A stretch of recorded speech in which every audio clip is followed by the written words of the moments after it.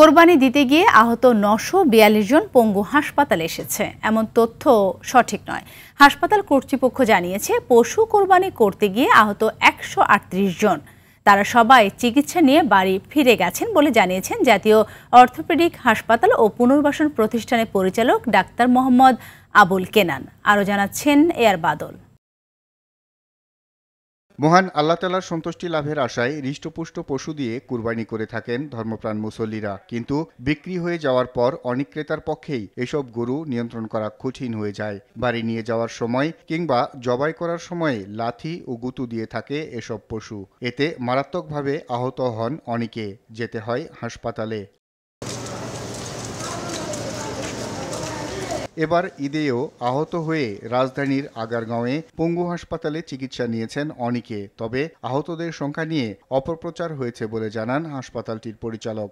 ৯৪২ জনের বিষয়টা আমার জানা নাই। ৩ ভাগের ১ ভাগ ধরে নিল সরাসরি ছুরির আঘাত, আর বাকিগুলো হচ্ছে গরুর আঘাত, গরুর পায়ের লাথি বা শিংয়ের আঘাত।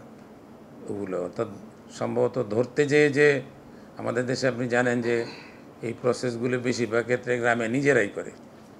শহরমুখী যারা আছে তারা হয়তো কসাই বা এগুলোর ব্যবস্থা রাখে, কিন্তু গ্রামে বা দেশের অধিকাংশ জনপদে এগুলো যারা নিজেরাই এই কাজটি করে আর কি। তো সেই ক্ষেত্রে সবাই হয়তো দক্ষ থাকে না, ধরার ক্ষেত্রে সমস্যা হয়, গরুর শোয়ানোর ক্ষেত্রে, এগুলোর ক্ষেত্রে এই জন্য গরুর যে ধরার ক্ষেত্রে আঘাতপ্রাপ্ত হয়, এইভাবে এই সংখ্যাটা বেশি।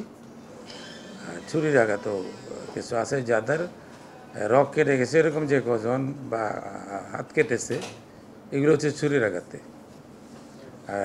করেছে। এগুলি চিকিৎসা দেওয়া হয়েছে, অপারেশনের মাধ্যমে টেন্ডন রিপেয়ার করা হয়েছে। রিপেয়ার করার পরে তাদেরকে পরবর্তীতে আবার ছেড়ে দেওয়া হচ্ছে, ভর্তির দরকার হয়নি সবার ক্ষেত্রে। তো টোটাল ১৩৮ জন আমরা এরকম পেয়েছি।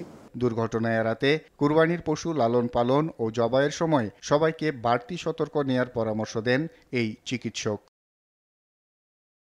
এআর বাদল, RTV, ঢাকা।